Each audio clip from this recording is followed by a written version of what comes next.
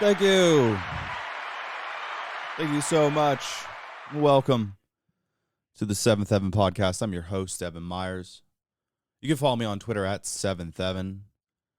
You can follow the show on Instagram at Seventh Heaven Pod. You can listen on iTunes, Spotify, Google Play, YouTube, Rumble, and Odyssey. And as one of my listeners informed me, we are also on iHeartRadio. I did not know that. I didn't know. There's just some things that I don't know. But alas, it was true.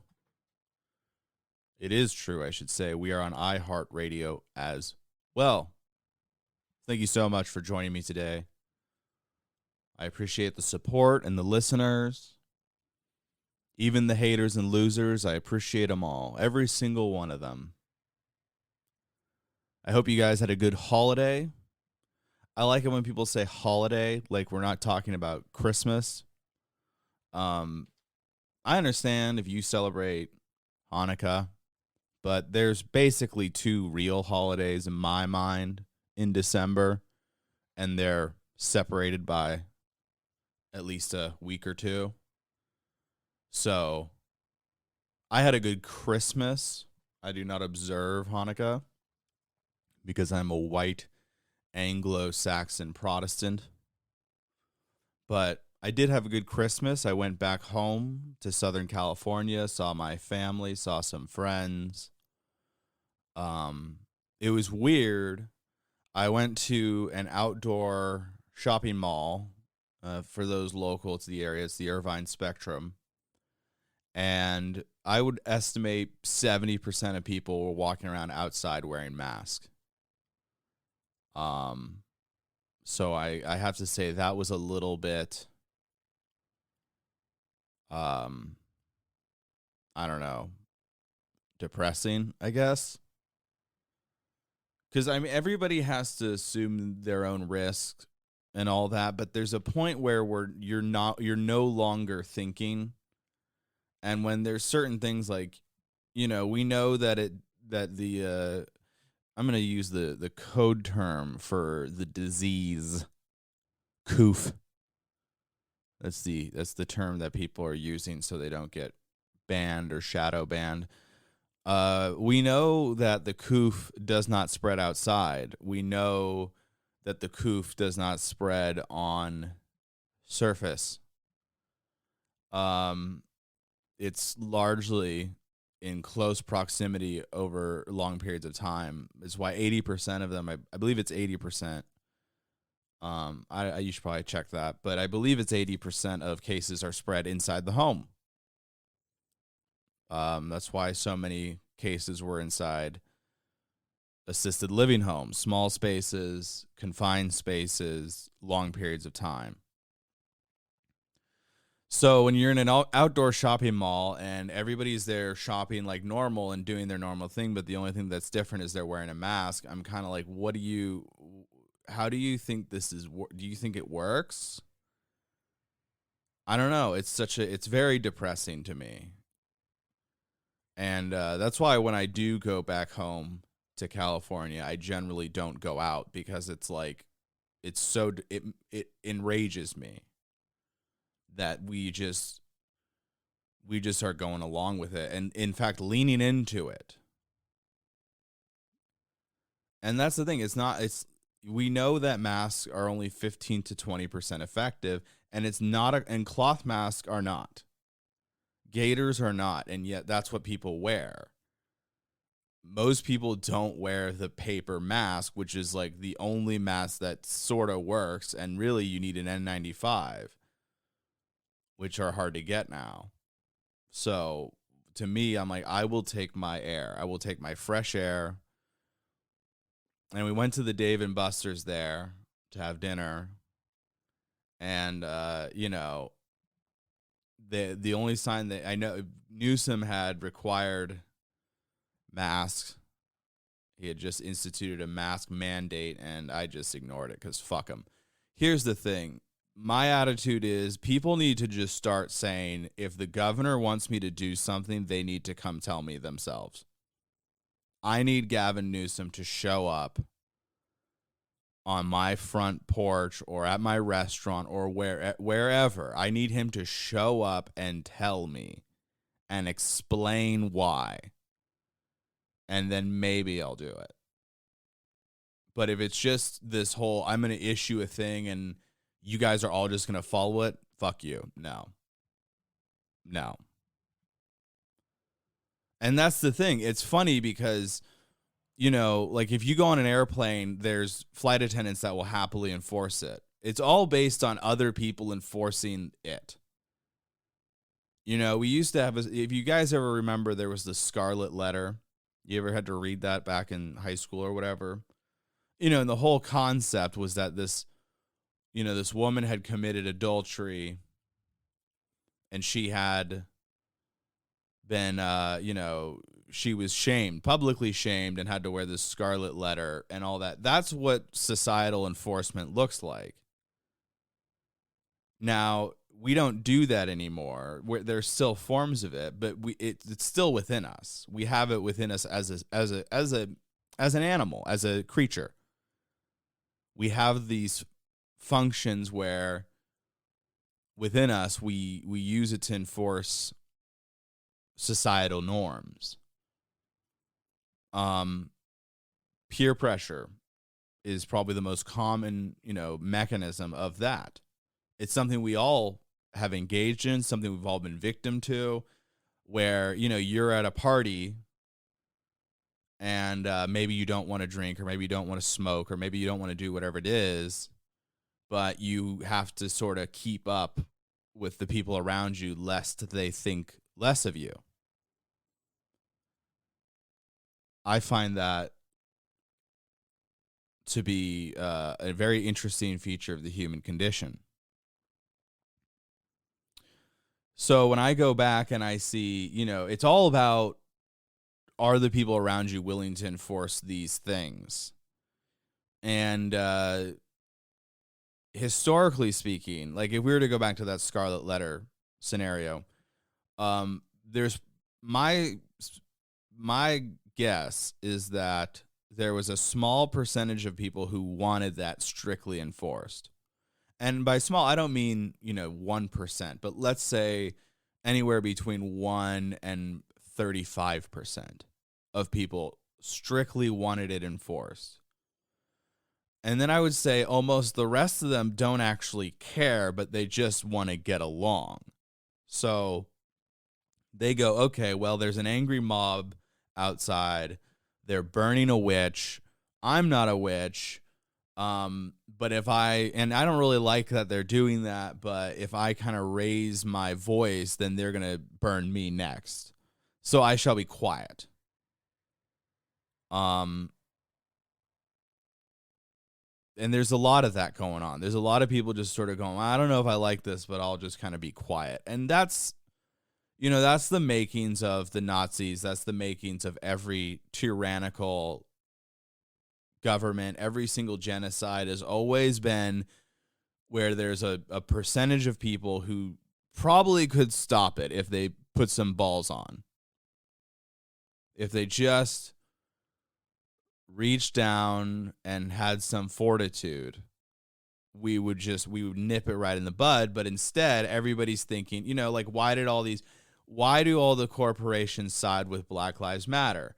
It's not because they're heroes, and it's not because they're against racism. It's not because they're moral or because they're thoughtful or caring or loving. They're not. All they care about is profit. And so when they're looking at the winds and they're reading the tea leaves, they sit there and they go, okay, well, it seems like, you know, people who aren't down with Black Lives Matter are probably still going to keep using us, but the people who are with Black Lives Matter are going to disrupt our whole thing, so we need to cater to them. And activists see this as a victory, and I go, I mean, I guess it is a victory because you're getting people to do what you want, but it's not a victory because, well, how real is that change? And how long does that change last? Most things come in waves. Things come and go. Style, fashion, music, film, everything in culture is temporary. There are things you'll look back. It's funny. If you ever go watch an old movie, there are old movies that hold up, but most of them don't. You go look back at people, go look at the 80s and how people were dressed, and you go, man, that guy looks like shit now. Like that hair, the neon, the leotard, all this stuff, it looks like crap right now. And just because it makes a comeback 30 years later doesn't mean it was good. So yeah, it seems like there's, at least in California, it seems like there's just a lot of people who are just going along with it. And I'm like, listen, guys, if you can't walk outside without a mask, I have serious questions about your mental capacities. It, to me, is like you're identifying as a person who would go, yeah, I would turn the other way if the Gestapo were taking Anne Frank out of the attic. I would turn the other way. I might even call on her. That's sort of what people are announcing. You say, Evan, that's inflammatory. Evan, that's hyperbole. Evan, that's not fair. Maybe. I don't know what people are willing to go along with.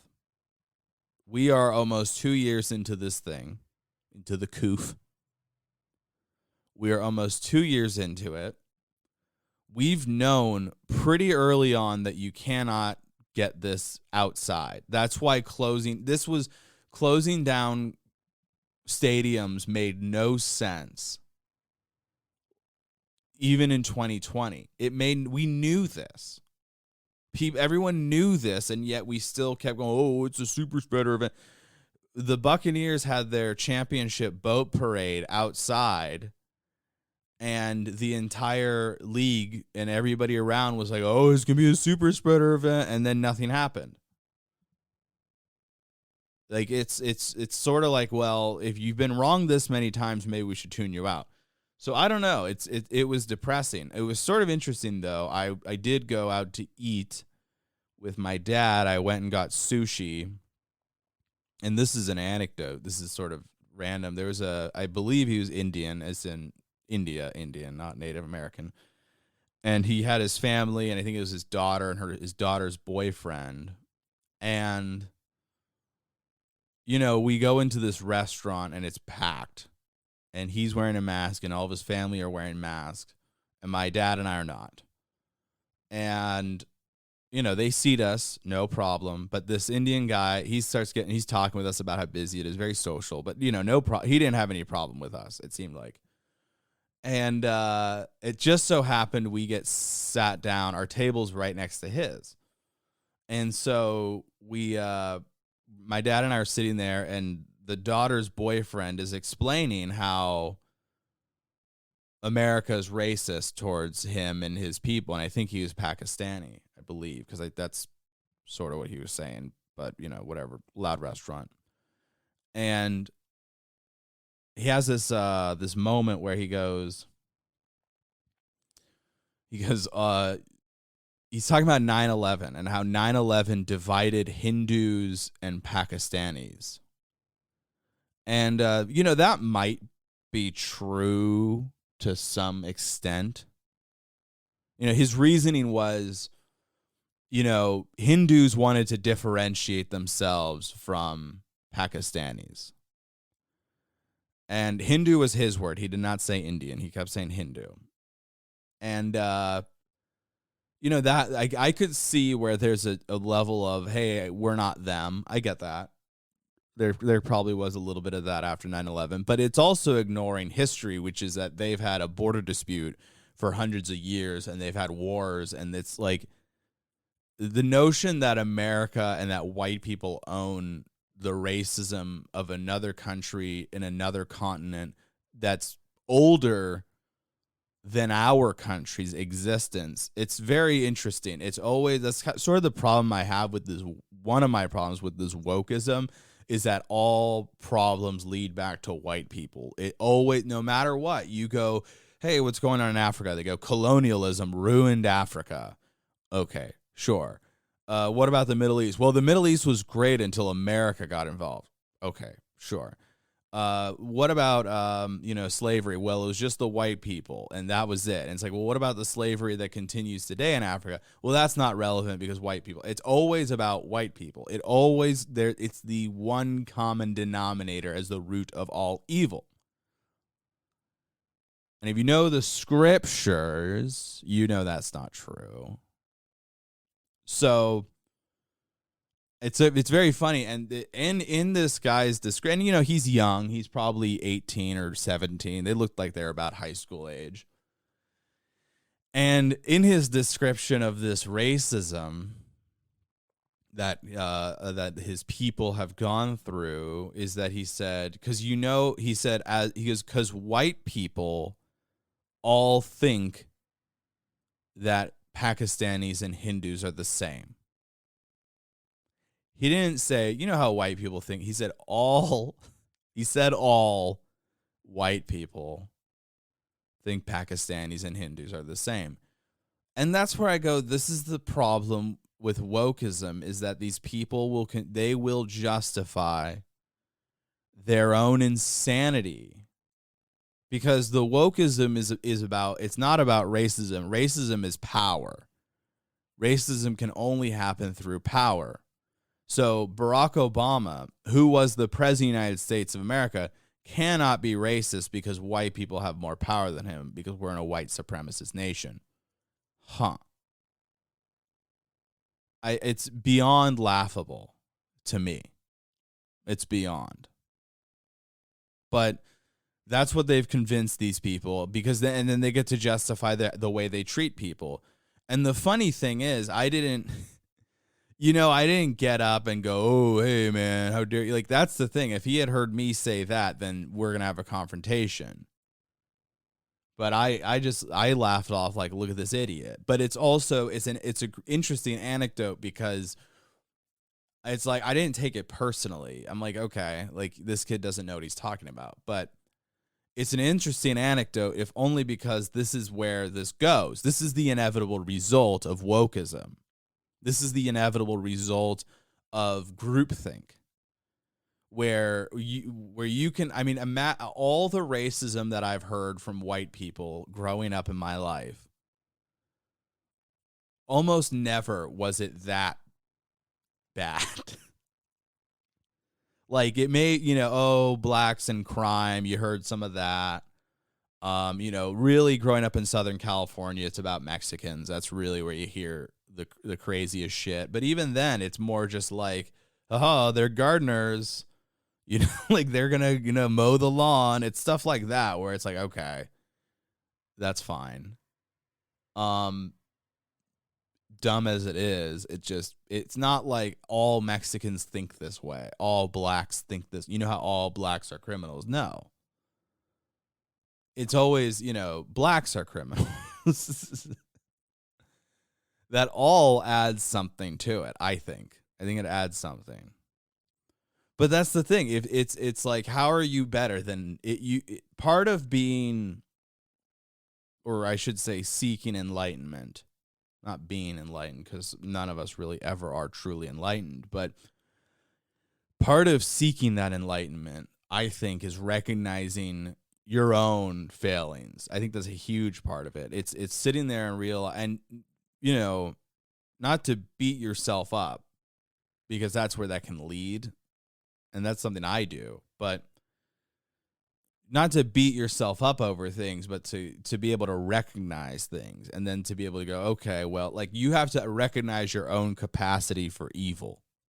I think that's a huge part of being a decent and human person, an enlightened person, is to recognize that you are capable of evil. So I don't know. It was very interesting. And then it's funny because he asked the dad, I should say the dad, mom and dad, because they were both there. He asked them twice, like, oh, you guys immigrated here. Have you experienced racism? And they're both just like, no. Because the first time they didn't say anything, and then the second time he really doubled down, and they were just like, no. Like, all right, like they've probably came here and crushed it. And then the dad got back up He got up. That was the first time we talked, we were waiting to sit down.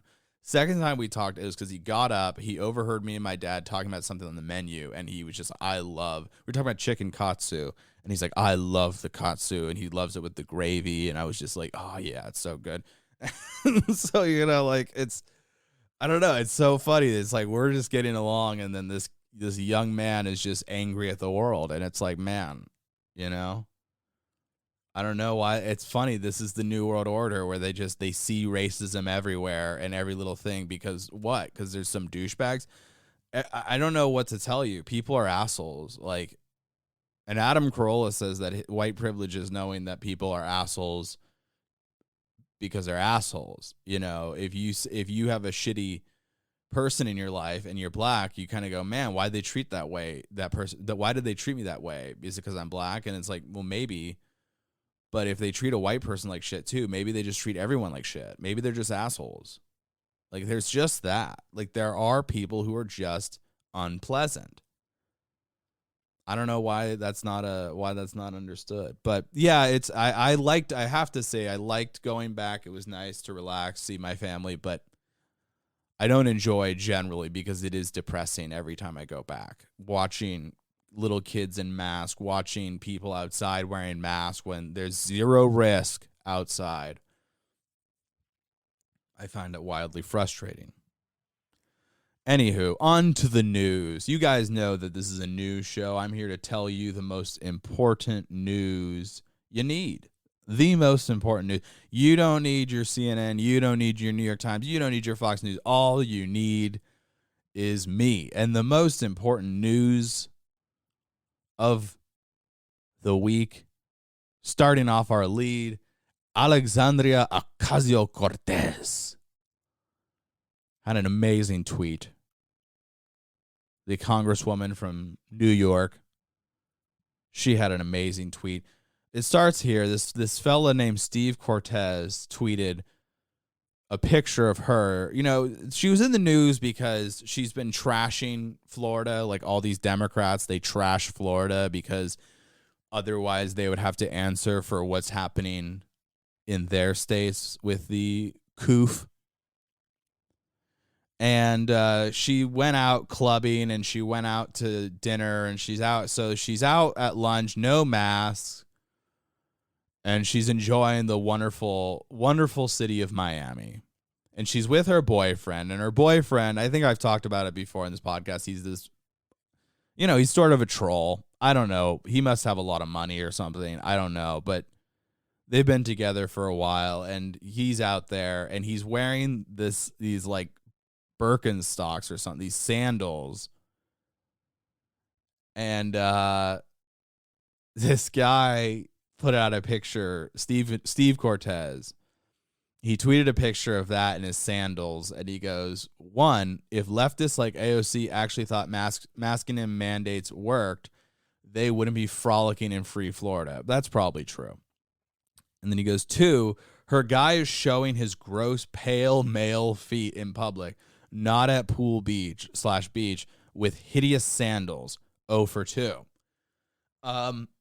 I completely agree with this. Men should not wear sandals. You need to be at a beach or at a pool or like in a public shower.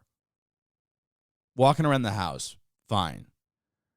But like, the guys who rock sandals when they go to the grocery store, nobody wants to see that. I don't care how comfortable you think they are. Nobody wants to see your fucking feet. Women have beautiful feet. And I'm not a guy who has a thing for feet. Let me be clear. If I were, I would tell you, but I'm not. I think that's odd. But women do have beautiful feet. They put a lot of time into their feet. They get pedicures for their feet. They get, they get rid of the calluses and all that. They care about their feet. Men don't. And that's fine. I think it's fine. I don't think men should doll up their feet. But you should not wear sandals. Unless you're at a body of water. You're at the lake, wear sandals. If you're at the pool, wear sandals. If you're at the beach, wear sandals. If you're going into a public shower and you don't want a fucking disease, wear sandals. These are all fine. But AOC is with this troll, and he's wearing sandals because he's in Miami, and that's the way it is. I don't know why. What's wrong with shoes? What no one want. This is, again, nobody wants to see your disgusting feet. Men. Nobody. Women don't like men's feet. Men don't like men's feet. It's like you are making a bold choice in walking around with your fucking hobbit feet.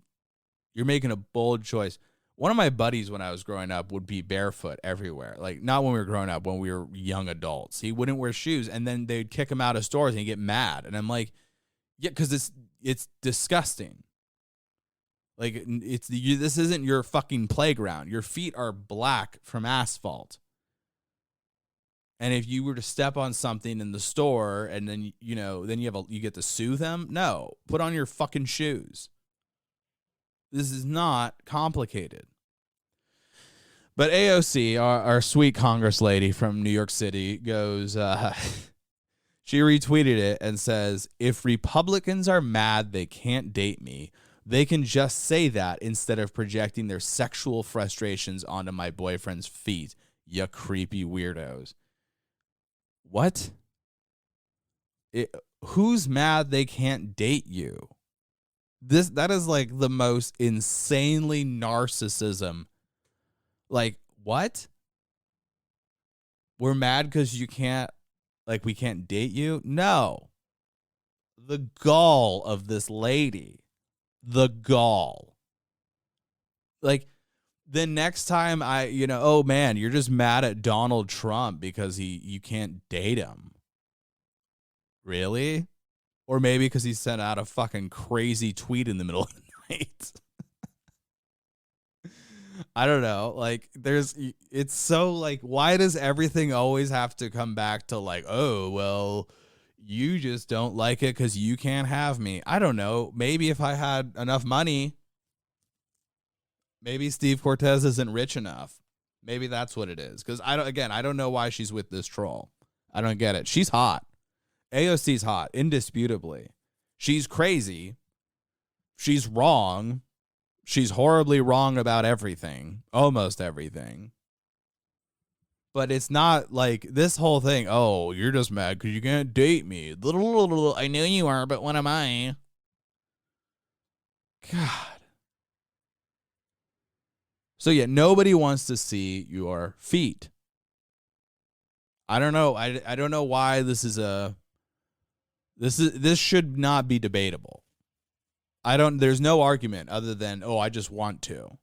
Well, okay. Well, there's a lot of things that I want to do that I can't do because of social norms and laws and whatnot. You know? I don't know why it's always, if that's like, any response to criticism of any sort is they're just mad because they can't sleep with me. I mean, I guess. By the way, she has her pronouns in her bio, which I want to say, if you have your pronouns in your bio, you better be genderless. Like, you need to be a person that I should confuse you. The pronouns in a bio should be a way to clarify what I cannot tell on my own. Like, if you're one of those, if you're like a lesbian who looks like a dude, pronouns in bio, very helpful. But if you're Alexandria Ocasio-Cortez, I know you're a lady. Trust me, I know.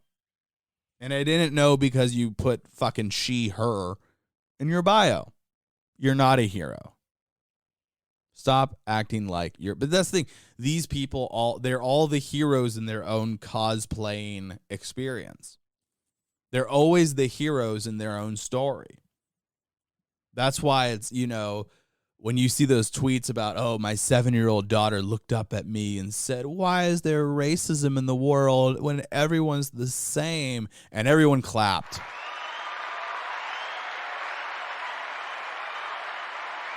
Because they all heard my 7-year-old daughter express this timely political opinion that I'm now sharing on Twitter. They're always the hero in their own stories. Why? I mean, I know why, but why do we allow it? Why do we let them do it? Why don't we just say, shut the fuck up? AOC, no one's mad because they can't date you. They're mad because you're a fucking socialist. And you're a shitty socialist at that. You're not even good at it. You're not even like, you're like, at least Bernie has the knowledge not to go to the fucking Met Gala and wear $10,000 fucking dresses. And I mean, listen, I would like it if Bernie wore a dress. I'm all for it. I would fully support that. But again, this is not the world we live in. So AOC is real, like, that's kind of the worst part of AOC, is that she's not even really a good socialist. She's just another privileged upper middle class kid who never had to work a day in her life, and now she thinks that everything is about power. Everything for them is about power, and they assume that in everybody else. So when I say, like, that's the thing, if I'm libertarian, libertarians always get attacked because it's like, oh, you're selfish. And I'm like, no, I just want to be left the fuck alone. And maybe that is selfish, but I would argue it's not, because I don't want to involve myself in your life either. Like, if your boyfriend wants to wear fucking sandals, I mean, I'm going to shit on it, but I don't think there should be a law against it. I don't think there should be police officers enforcing a no sandal rule, but these people do. That's the thing. They'll take this joke and they'll go, oh, you're the same as me because you feel this way. I go, no. You want to enforce it at the barrel of a gun. I just want to shit on it. I let my mouth do the talking. I don't let the police do my talking. I don't let the FBI or the CIA or the military industrial complex do the talking for me. I just say how I feel. And people can take it or leave it. They can hate it or love it. The underdog's on top. I'm not going to say the rest of the lyrics of that song, but it's a great song. So I don't know. I don't know why people are fine with this. I don't know why we're fine with this, living in this world where a politician is, her defense. Here's the thing. I don't care that she went to Florida. I don't care even that she shits on Florida and then goes to Florida. People do care. She's a hypocrite. She's 100% a hypocrite. But I don't care, because she's a politician, and I know she's a liar. I know that she's a thief. I know that she's corrupt. I know that she's immoral. I know that she would happily sell. She would be these are the same types of people who would be a Republican if that suited them. We see this all the time. Every year, there's guys who come out and go, oh, well, I have to renounce my party. It happens on both sides.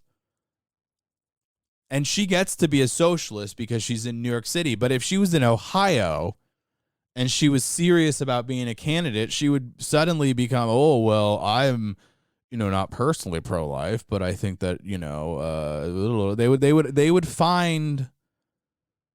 they would find a way to win. And the way to win would be to moderate themselves or to become blue collar or, personally pro-life, but not against Roe v. Wade. They would find some mealy-mouthed way to get into that seat. And she has the privilege of living in Brooklyn, and nobody challenges her. There's no challenge, because that's how they feel. Because they're stupid. The entire city of New York is stupid, filled with very stupid people. And you know what? Oh, how could you say that? I don't know. You voted for fucking Bill de Blasio. What does that say? Like, you voted for him, and you voted for him pretty heavily. These are the things that all I can do is judge based off of what you do. All I can do is judge that. That's all I have, is the information you're giving me, and the information you're giving me is bad. Because when your congresswoman is fucking shitting on Florida and telling you Ron DeSantis is a murderer because he hasn't locked down the whole state for the coof, that's on you, babe. I'm sorry if you're leaving a bad taste in her mouth. By the way, listen, you can date whoever you want. I think it's odd that you're with this troll. I assume he has money. And you can go to Florida. But this is the thing I see with women. Uh-oh. No, this is the thing I see with women in media and politics.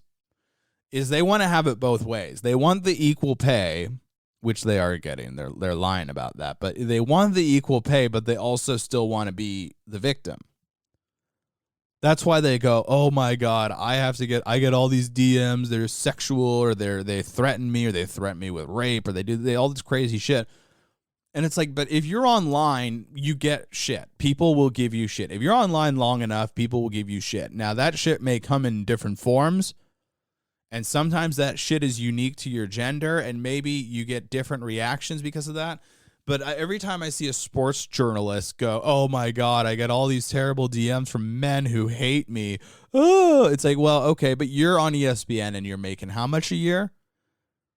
And this is going to go into your fucking contract negotiation about how it's hard. Stop it.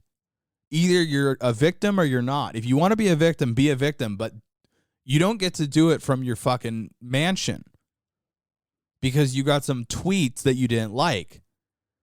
Fucking deal with. I get tweets every day that I don't like, and I have 41 followers, and every time I tweet, it's either I get somebody who comes at me about, oh, you're wrong in this way or whatever. It's like you get shit. People give you shit online. That's the game. Is it right? Probably not. Anyways, enough of that broad. On to the Manosphere. I don't know if you guys have heard about the Manosphere.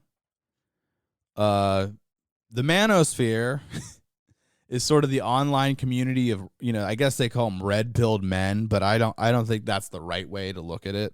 It's a term they use, but it's not red-pilled. Red-pilled can mean a number of things, but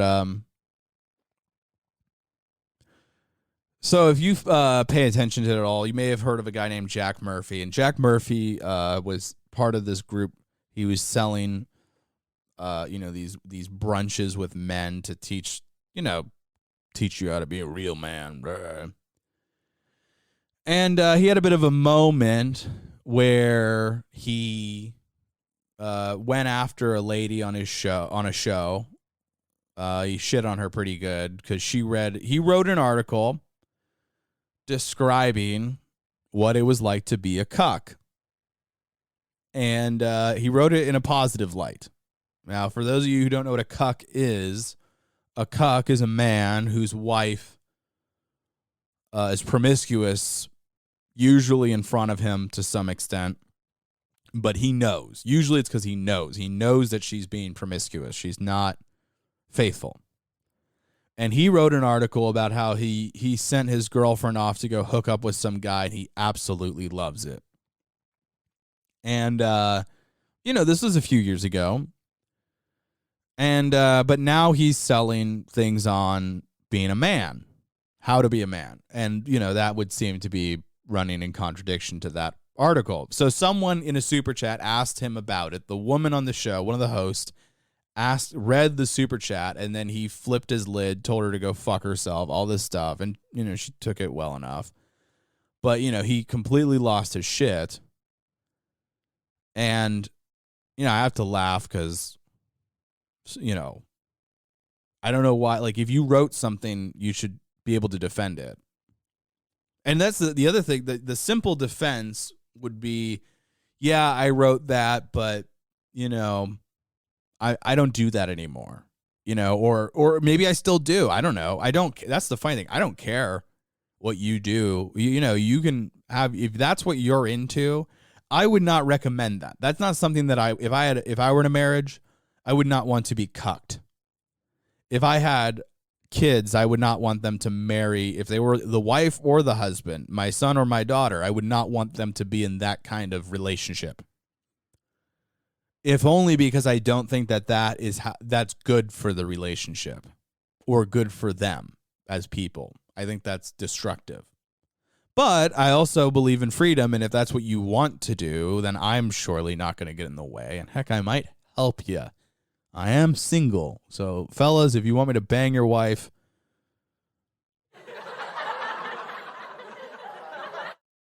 I'm here. Here's the thing. I didn't follow. I guess I followed him if only because he was a guest on some shows. I never listened to anything he was doing. I just, I listened to Tim Pool and I listened to other guys. So he'll be on and I go, okay, he's made an interesting point. Okay, yeah. But I never got into the liminal. It was called the liminal, I believe, the liminal order. And, he's selling masculinity, and then he wrote a cuck article. I think it's a fair question. To answer, and he gave an unfair response. And then, as a result, the internet is undefeated, and they dug through his past, and they found all these articles. And, some of them I just, that's the thing. The guy was trying to write content. And, that's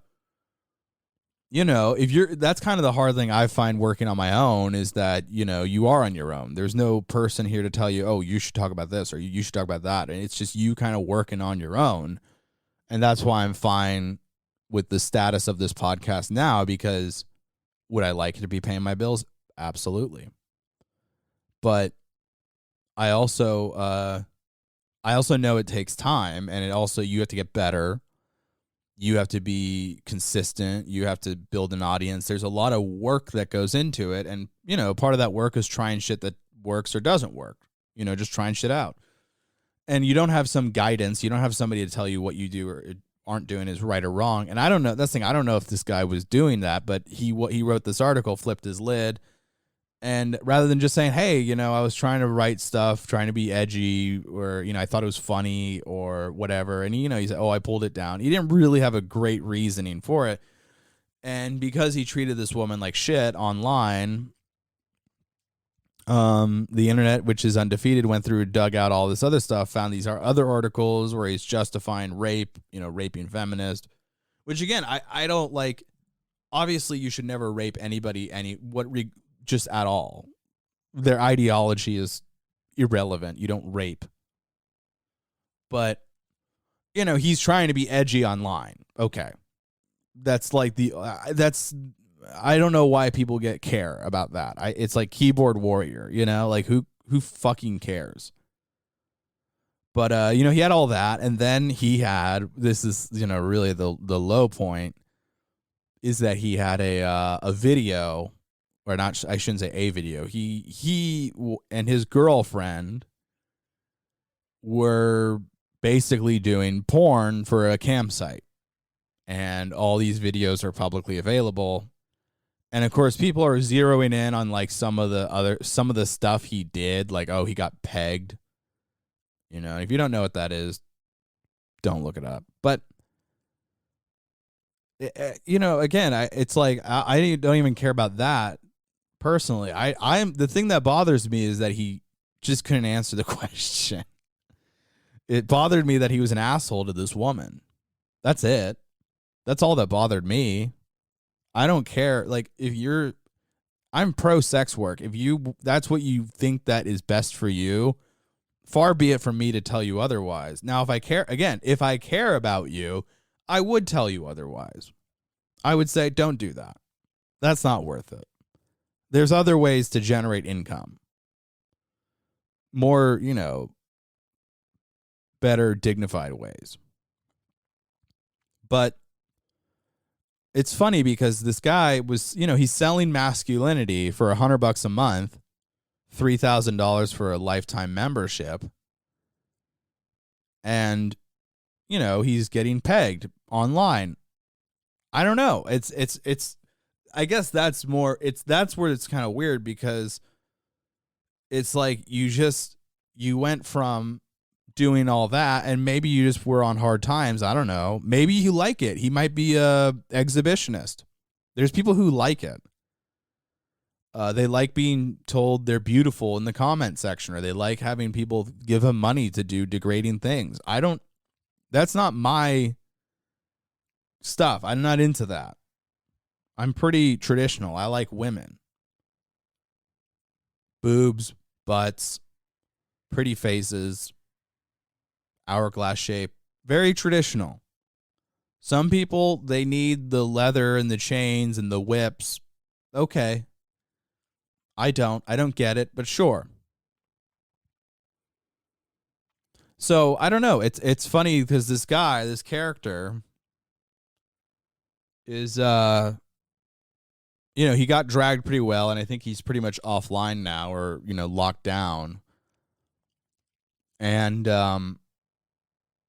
it's funny because I was doing sort of this. I was watching a lot of the videos on this, and a lot of the criticisms that he was getting. And there was somebody, there's this guy, and I don't remember his name because I don't follow his show, but I just watched this one video, and he's calling him out because he's like, oh, you claim to be religious and you claim to be Christian and you're doing this, but yet, and then he said something like, he cited to like the scriptures that you should be marrying a virgin. And so this guy he said, marrying a virgin or almost virgin.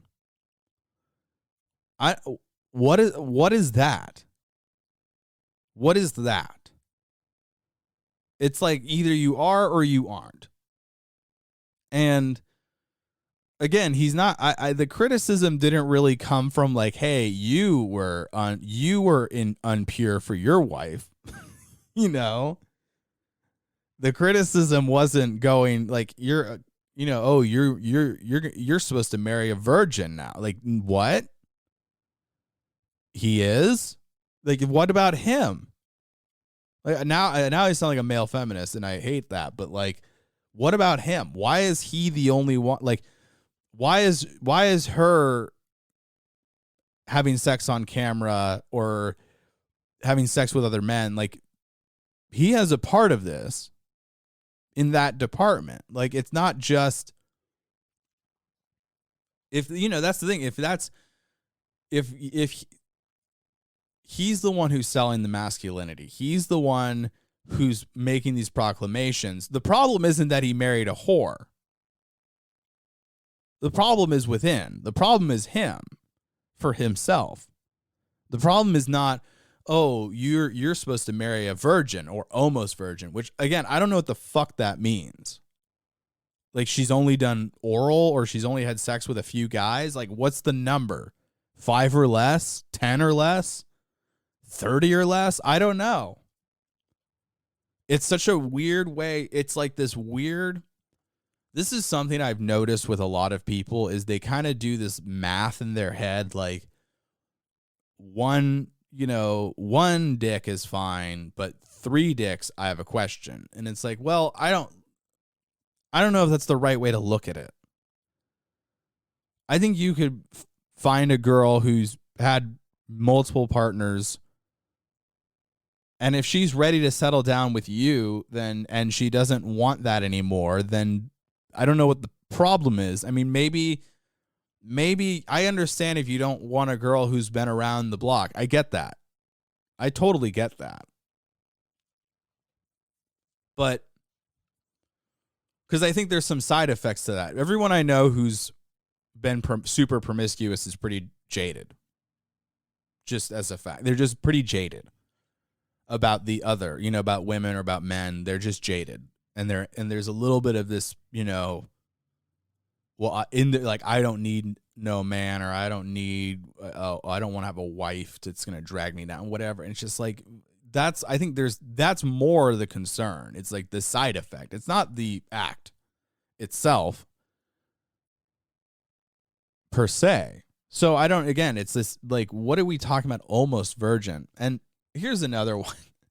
This is a clip that Mr. Chad Ochocinco, legendary Bengals wide receiver, tweeted out this video from TikTok. And this is another guy. I don't know. His name's Out the Way 10 on TikTok. And it's titled, "Good Man Should Never Chase a Woman." Okay. He's a man You need to hear this. Stop chasing women who have less value to offer you than you have to offer them. What do I mean? You are chasing a woman with a used vagina, a disrespectful mouth, friends that are bad influences, and a woman who herself, she has bad manners. Now, if she is coming with a used vagina, the least that she could offer you is respect, peace of mind, kind words, nourishment, and obedience to your word. And fellas, don't feel bad when y'all hear me say things like a woman should be obedient, because she obeys the law, doesn't she? So she can obey her man. But anyway, you are the one offering these women more value than they could possibly ever offer you. When are y'all gonna realize that y'all are the prize? Let them chase you. Yeah, I don't know. I can't help that guy. I mean, what a used vagina? I don't understand. Like, what's the number? I want a number. Because, again, they're kind of making this a math thing, right? Virgin, almost virgin, used vagina. What's the number? 5, 10, 15? What's the number? When does a woman become devalued because of her sex activities? Sex activities. That sounds like a fucking, like we went to Disneyland. When does a woman lose her value because of her partners and numbers of partners? Is it a number? That's the thing. I don't think it's a number. I don't think it's a numbers thing. I think it's a character thing. I think character, everybody goes, it's about, oh, well, it's like this autistic math that they're doing. Like, well, if she's kissed 3 boys before kissing me, then it's like I've kissed 3 boys. Okay. Here's the thing, guys. If that's what you're looking for, you're going to be unhappy and you're going to be alone. Like if you want a virgin, like that's your priority, I think you're looking at it the wrong way. I think you're going to be disappointed. And again, that's not to say, oh, you shouldn't, like, I'm not shitting on virgins either. Like, good. If that's you, then good for you. There's nothing wrong with that. There's really nothing wrong with that either. But I'm just thinking, in terms of the grand scheme of things, if you're 25 or 30 years old, how many virgins do you know? Probably not a lot. And if they are, it's like there might be issues related to that. It may be that they don't have the opportunities because they're not attractive. Okay. You can go marry an ugly person that you're not attracted to because, well, at least she's a virgin. Like, okay. Like, I would much rather be with a girl who's had partners who then realized those guys weren't right. They weren't the right guy. Maybe we dated for a couple years and it took 2 years for me to figure out that this wasn't the guy. Oh, then that means they grow. It means they adjust. They're smart. They learn. Like, it's so fucking demented. And it's really like to me, this is the male feminist. And I don't mean a male who identifies as a feminist. I mean a man who acts like a feminist. Where you're doing this stupid math of, it's like privilege and power and wokism, where they just kind of go, well, if you're black, then you're on the lowest totem pole. But if you're gay and black, then you're even lower. But if you're trans and black, then you're even lower. But if you're trans, black, and poor, then you're the lowest. But if you're this, it's like, ah. And that's not to say there isn't some truth in it. I don't know if you guys, there's a show, Michaela Peterson, Jordan Peterson's daughter, was on with one of these other men. And, he's doing this whole like, well, you're 30 and you have a child and you're devalued. And it's like, yeah, if you want to look at everything through some economic mode, If you want to look at everything through like we're all products, yeah, sure. Yes, on paper, Michaela Peterson is less than a 22-year-old who doesn't have any kids. Sure. But she's got money and she's really smart. What is that? How does, like, you're asking Evan right now, Evan, who do you want to be with? Do you want to be with a girl who's 22 and, you know, hot with no kids? Or do you want to be with a woman in her late 20s who's hot, who has one kid and has money? And she's smart. She's probably smarter than you, so you can at least have really good conversations. What's wrong with that? You know, and that's the thing. And then you go, okay, well, what about she's on this all-meat diet, and do you want to do that? I mean, okay, then you can go down the whole list. Pros and cons. But people are overthink it. It's just like, what about, like, there used to be this thing, we call it love, and it was supposed to be the most powerful thing in the world, right? It was supposed to be the most powerful thing in the world, and it's not easy. Like, they all think it's just you just fall in love and then you just go, and then it doesn't happen, so they're all bitter, and now it's this. Every single incel, every single red-pilled man, and I hate calling them that because red-pilled to me really just means, you know, what woke means in its literal sense. You're just aware of what's happening. But these manosphere guys, these men who are selling masculinity and all their followers, like, they go, oh, I don't like it when, you know, girls wear makeup. Well, it's not for you, fucker. Like, they don't like it when we watch football all day. It's not for them. It's why can't it just be that you do your thing and they do their thing, and that's that? Like, why does everybody have to weigh in on each other's lives? I don't know. It's frustrating. It's so frustrating to me. I don't know who this guy is talking about, almost, or a used vagina. It's like, I don't know. Like, who would you rather be with? Would you rather be with an 18-year-old girl? Because that's the thing. Okay, we got to get a girl who's fresh out of high school. That's what you're talking about. A girl. I don't care if she's 18. She's a child. So you need to get an 18-year-old who doesn't know anything, who's never been in a relationship, or if she was, it was just nothing. She has no knowledge of the world at hand. She has no skills. She's just young and not, you know, with no sexual history. That's it. That has nothing to do with, that doesn't mean that she has good character. That doesn't mean that she's going to be a good mother. Doesn't mean she's going to be a good wife. It doesn't mean that she's going to be, you know, financially good in any way. It doesn't mean anything. It just means that hasn't had sex.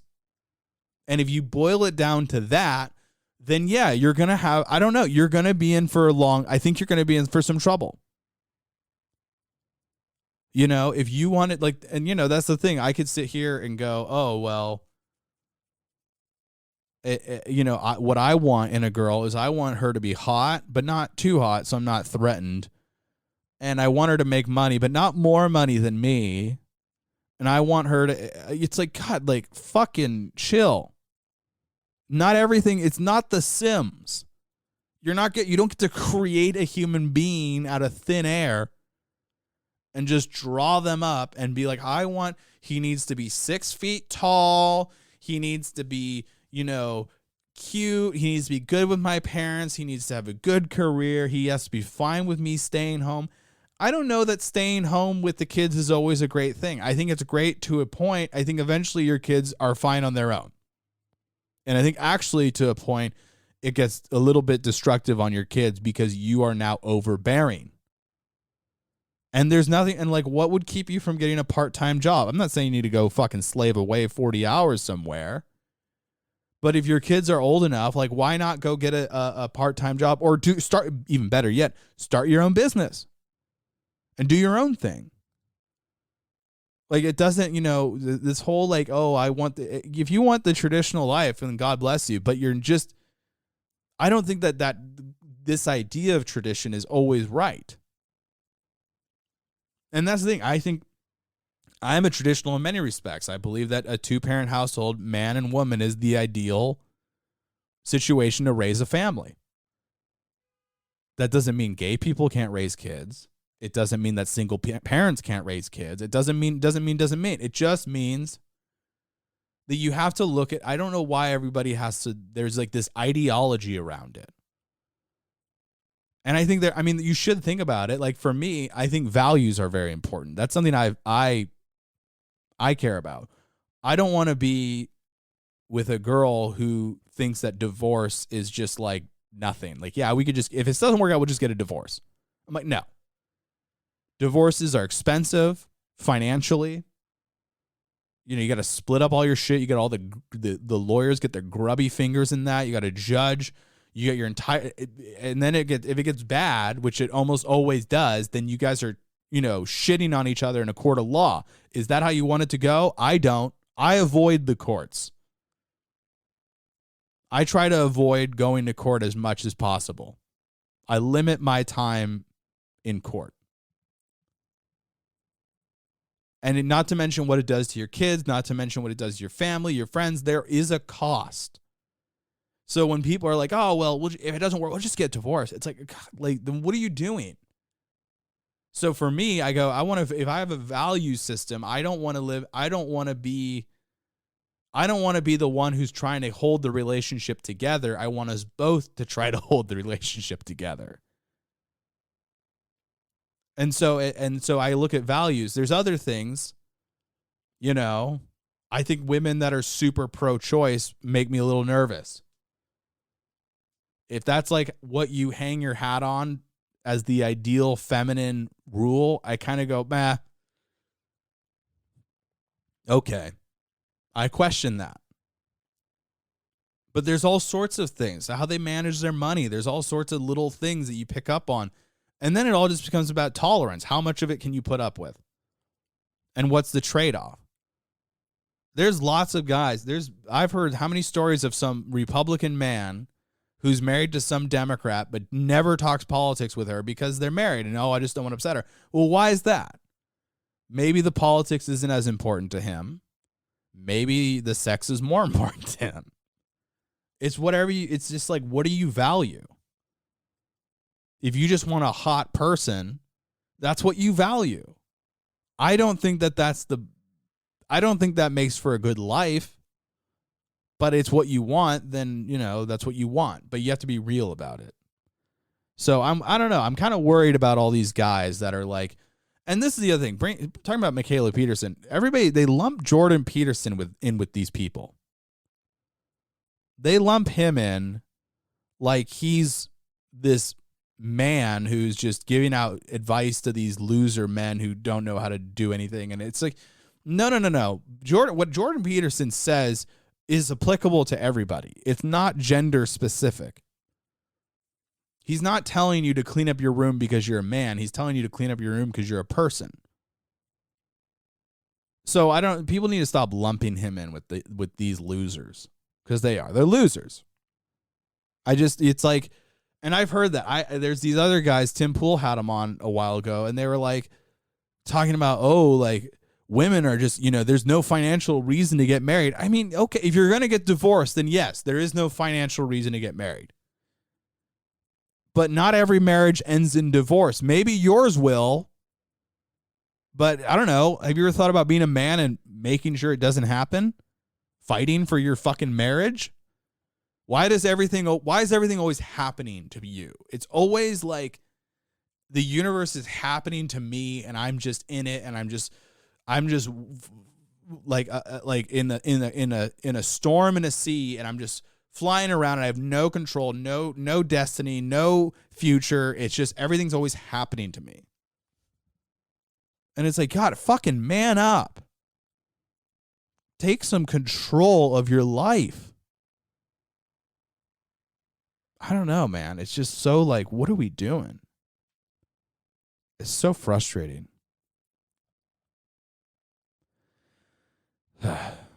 Yeah, that's the thing. If you boil it down to a woman's virginity status, I'm sorry, you're probably just not even mature enough for a relationship. I really think that's just it.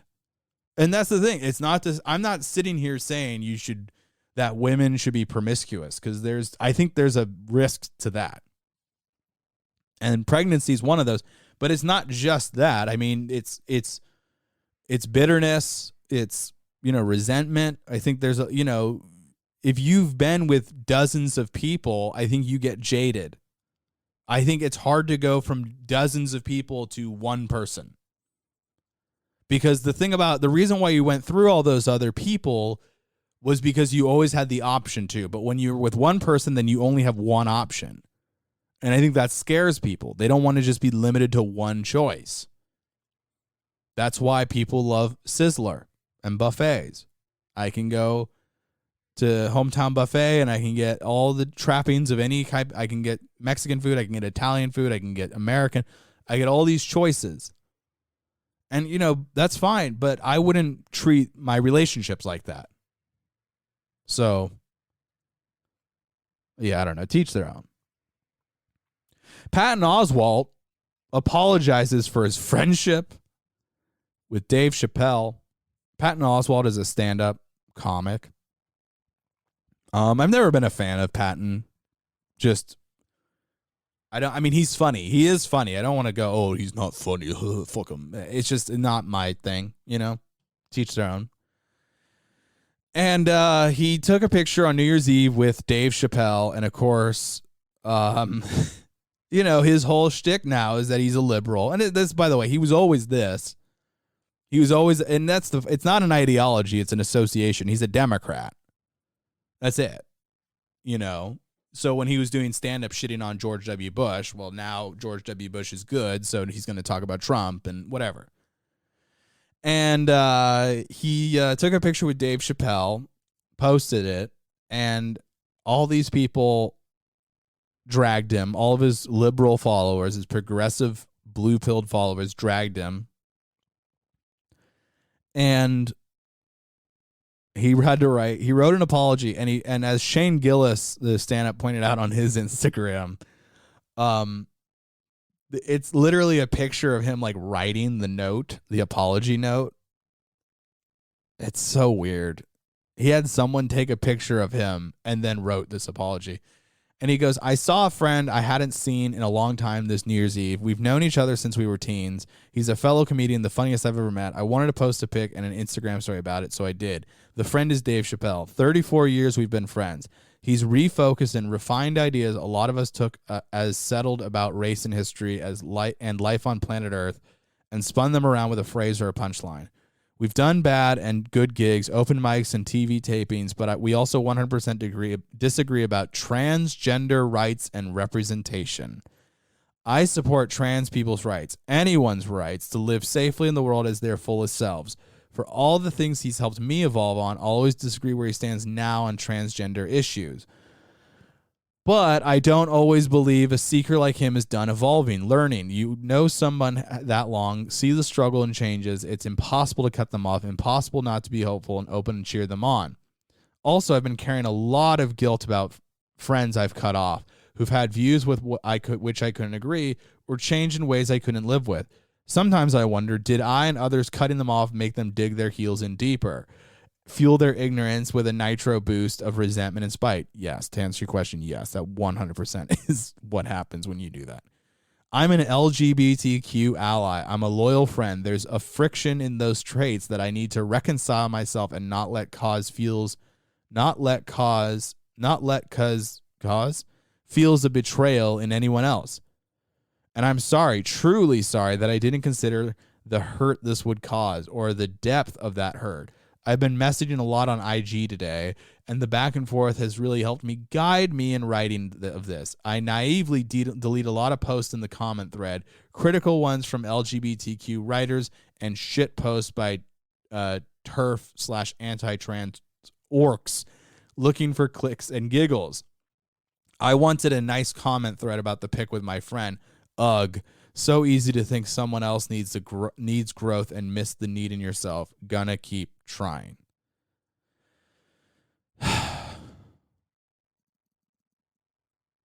Guys, with friends like these, who needs enemies? It's such a weird... That's sort of been my main message from COVID. Sorry, coof. Is that... there's a lot of people that would sell you out in a moment's notice. You know, no, Anne Frank wasn't harming anyone, but somebody called the Gestapo and ratted her out. She was a child, and a full-grown adult ratted her out. And we like to think that we've evolved, but we haven't. The only thing that's changed is our technology. The same functions in our human biology are still there. And to sit there and go, like he posted, well, this is the thing, Patton. You've made your bed with these people. If you were a regular ass comedian, you would have posted it and then turned off your or not even turn off your you just would ignore it and move on. But because you've ingratiated yourself in this movement, you now have to answer to them for your friendship with one of the greatest stand-ups who's ever lived. Even if you think Dave Chappelle is wrong, I think Dave Chappelle's wrong about a lot of shit.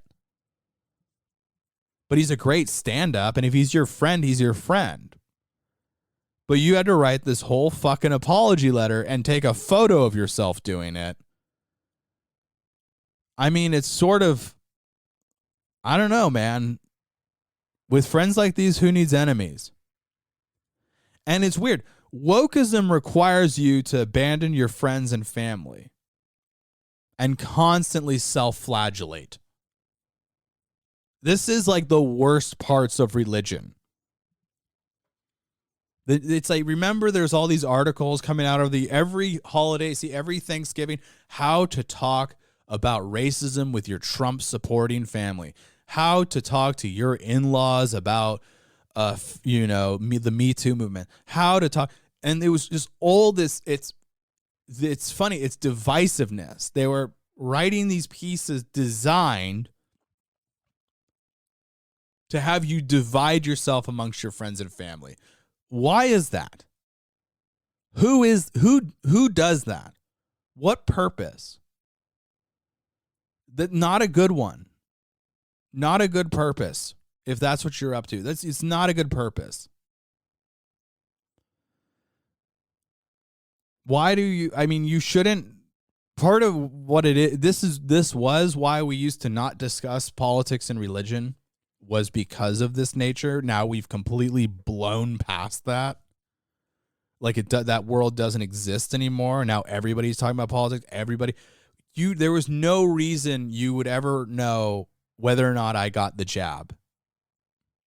In another time or era, you would never have known whether or not what my medical history was. Now, and I don't even just mean the passports, which are bad enough, but people just ask you, "Oh, are you vaccinated?"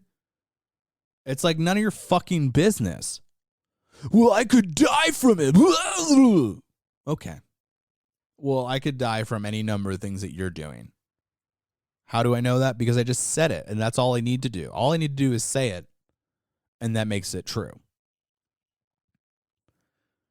You know, Patton Oswalt, this is the problem with this shit, is that you get steeped in it, and now you have to cut out all your old friends, and you have to cut out everybody that's not on board with your fucking religion, because that's what it's a religion.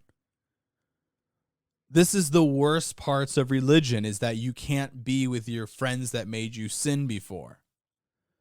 Everybody I knew who was born again, it was like, well, I didn't cut out my friends. They just wanted to stop hanging out with me because of my stuff, my religion. It's like, well, I mean, I get it if you're like, you used to do hard drugs and then you get sober and then they don't want to hang out with you anymore. I think that's a real thing.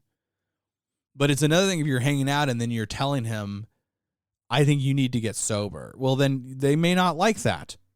Or I think you need Jesus. Well, they're probably not going to like that. And in this case, I think you need to be progressive. Well, fuck off. Even if I do, fuck off. This is the problem that we have with the world we live in. That we've sectioned ourselves off from each other, and then we go, oh, well, we can't get a national divorce. It's like, but you made it this way. the comedy that I grew up loving comedy. And the comedy I loved, everybody was friends. It didn't really, you could be whatever your aisle, whatever side of the aisle you were on, whatever, it was just like, we're here to push boundaries in the name of free speech, and we're going to try to make people laugh. But we're not going to be limited because of some arbitrary rules or whatever. And these guys, the progressives, have done nothing but create new rules for themselves, which that's why I will not play along, because I'm not in your religion. It's not my faith. My faith is really just my own faith. It doesn't, and the only here's the thing. I don't cut people out because of we disagree on politics. I cut people out because they're harmful to me. They're harmful to my life. Now, I think the COVID issue has sort of become that, where I don't personally want to be around people that would sell out Anne Frank. I just don't. It's like, you can do whatever you want. I don't want to be there for it. It's why I left California. I don't want to be here for that, because I feel like that's what's coming. So, Patton, that's the thing, Patton Oswalt, you don't have to be like this. You don't have, this is the problem when you've gone fucking woke, is that you are now committing to their religiosity. You are now committing to their faith. And part of the faith is self-flagellation. You have to apologize for being white. You have to apologize for being a man. You have to apologize for your privilege. You have to apologize, recognize. And it's no different than the Middle Ages when a man would walk through the town square with a whip and he'd wear the crown of thorns like Christ and beat himself and bloody himself to signify that he was holy. It's the same function. I don't know why we do it. I assume there was a version of this before Christ. It feels like some old shit in our DNA. I don't know. But Patton, man, you don't have to do this. You don't have to apologize. He's your friend. If somebody said, "Hey, I don't like your friend," I would say, "I don't care. I don't care if you don't like my friend. My friend is my friend for my reasons." Regardless of, and that's the thing, everybody has their own tolerance. When I cut people out, it's when they're being destructive to my life. I've had to cut people out 3 times in my life. I've had to cut out a good friend. And I don't, I mean close friend, not good, because obviously they weren't good. The first time was really because of a character thing. The second time was because of drugs. And the third time was a combination. And it doesn't mean that I hate those people, but I had to cut them out because it was bleeding into my life. It was making my life harder. I think there's a right way to do it. And, I'm not saying that I handled them all perfectly. I just ghosted them. I probably should have laid it all out and said, this is why I'm moving on. If only for my own feelings, not even for them. But I had to do it. Now, one of those guys worked his way back into my life. But, he mostly redeemed himself, I would say. So now not exactly destructive to my life compared to before. But people who are I get it if they're destructive. Dave Chappelle is not destructive. You could have just taken the picture and kept it to yourself. You're the one who posted it, and now your fans are mad at you. That's on you. You cultivated an audience of people who get mad because you're friends with Dave Chappelle. And these are people who supposedly love your stand-up. They don't know anything about stand-up. I mean, I don't know any stand-up that I genuinely hate. There's guys, I don't care for Patton Oswalt. I don't care for David Cross. I'm not into his stand-up. I don't like their stuff. I don't like their material. Patton Oswalt's always talking about elves and orcs and fucking Star Wars and shit. I don't care. I like all those things. I don't care. When I watch I don't care. But that doesn't mean that he shouldn't work, and it doesn't mean that other people can't like it. Other people like it. I don't like the Avengers shit. People love the Avengers. Who's right? I mean, if we go down that road, they're right, because look at how much money the Avengers has made. Maybe there's something wrong with me. I don't know. Or maybe my tastes are just different. And that's fine. But Patton, man, you don't have to be, this is the problem. You've, and I followed him for years on Twitter. This is what he cultivated this. Knowingly or not, I don't know, but he did. You should be able to openly speak freely. If you're a stand-up, you should be able to openly speak as long as you're trying to be funny. As long as your goal is to make people laugh, I think that should be your goal. That should be your primary goal. Anything beyond that, if you're trying to make a point, you're already wrong. I think you're wrong. And you can be funny and make a point, but the funny is the priority. And Chappelle knows that. That's why Chappelle's so great. He's always making a point, but he's hilarious in how he does it. And that's the thing. I don't agree with everything Chappelle says. I don't agree with his view on racism in America. I don't think he's 100% wrong, but I just don't agree with his assessment. I think America is not as racist as people would lead you to believe.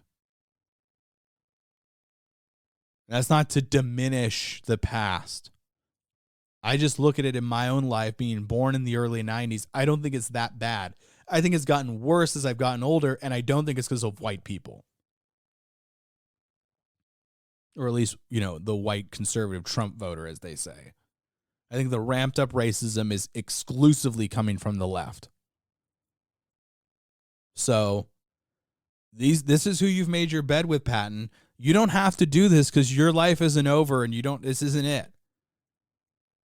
This is not it. You don't have to be this way. You don't have to be sitting there going, and that's the thing, you can be fucking pro-trans.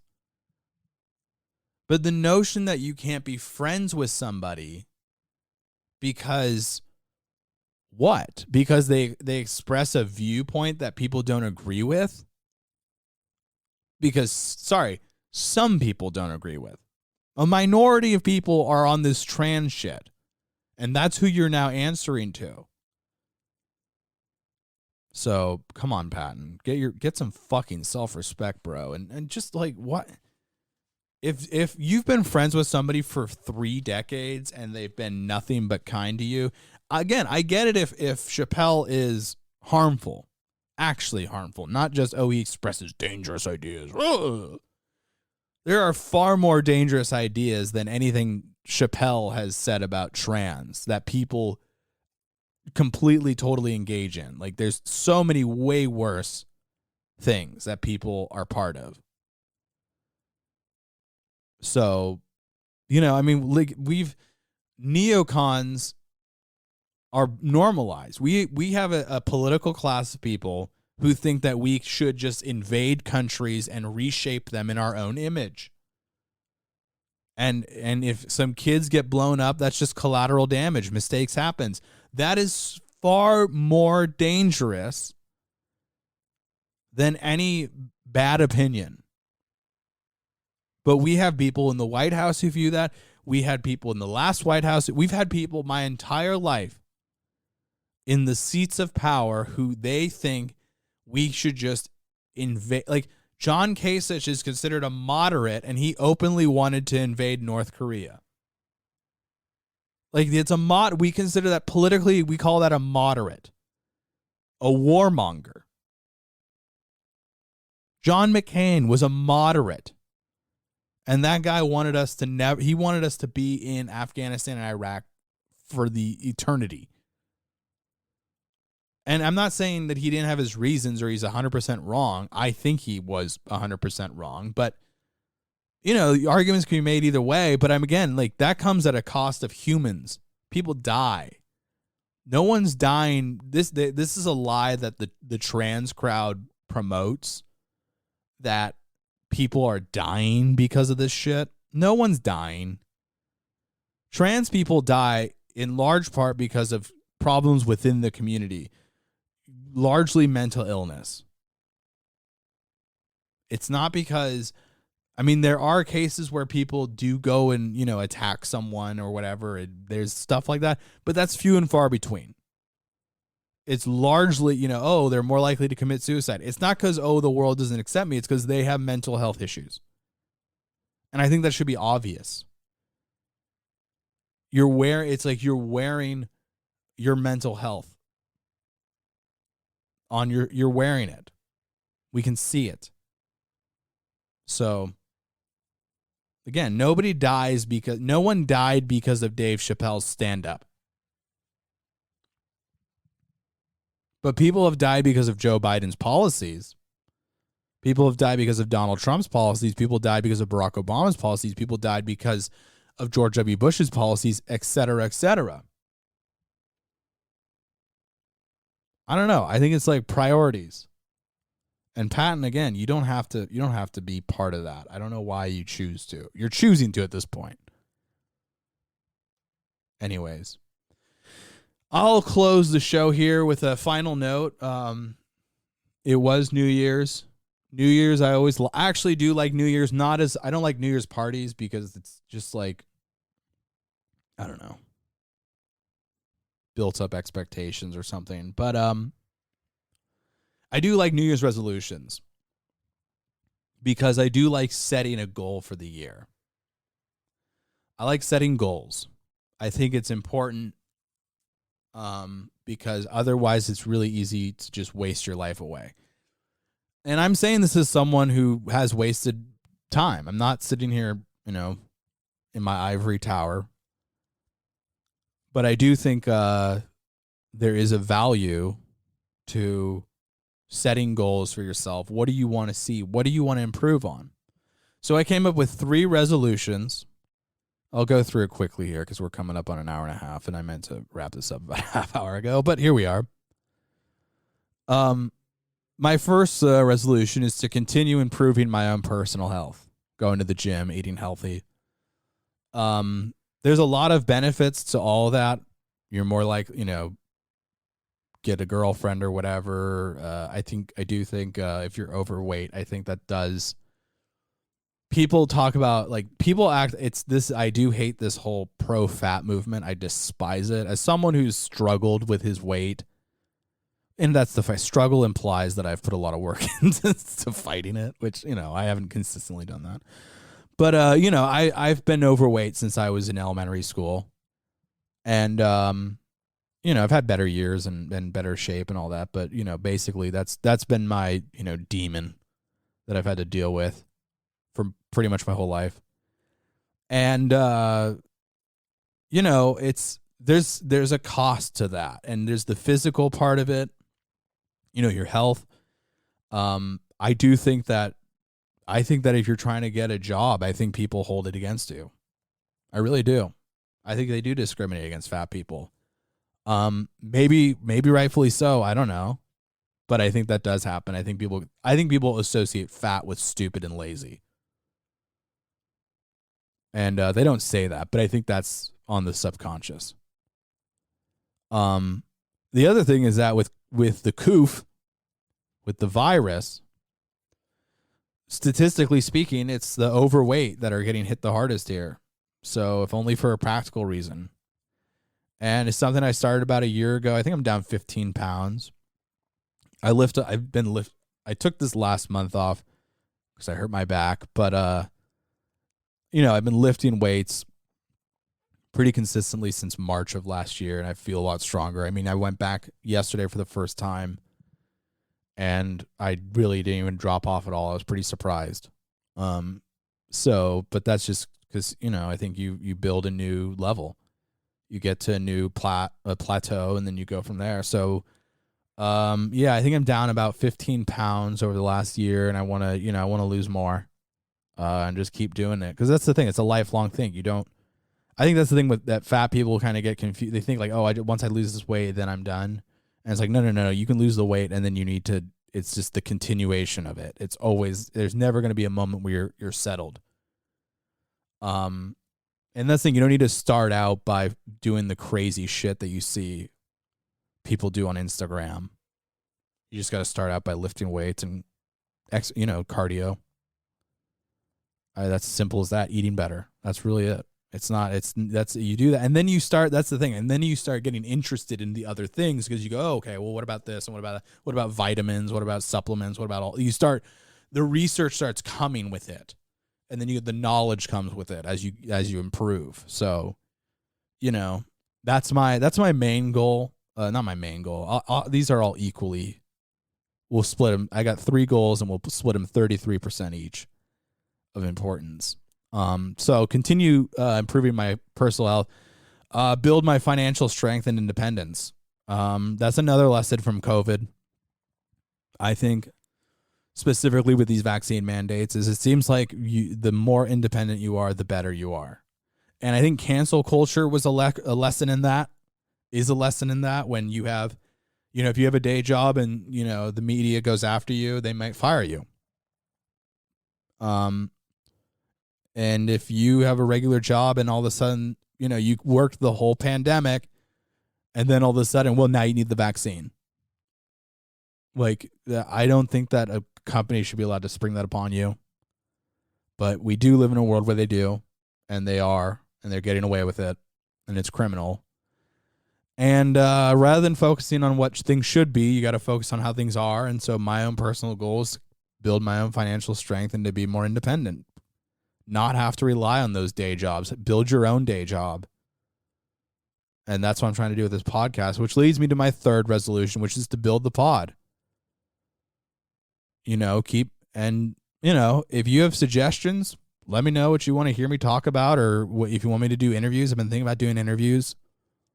That might be the way to go, if only because that's more interesting than hearing me talk for an hour and a half. But we'll see. But yeah, it's just this is what I want to do with my life. It took me too long to get to the point of where I was doing it, and that was largely fear. And I had a lot of excuses. Oh, I don't have a microphone. Oh, I don't have this. Oh, I don't have that. And that's all, those are all valid excuses to a degree, but then eventually it's like, well, what's keeping you from getting that microphone? And I got it all this last year. I got everything, and now all I have is just excuses.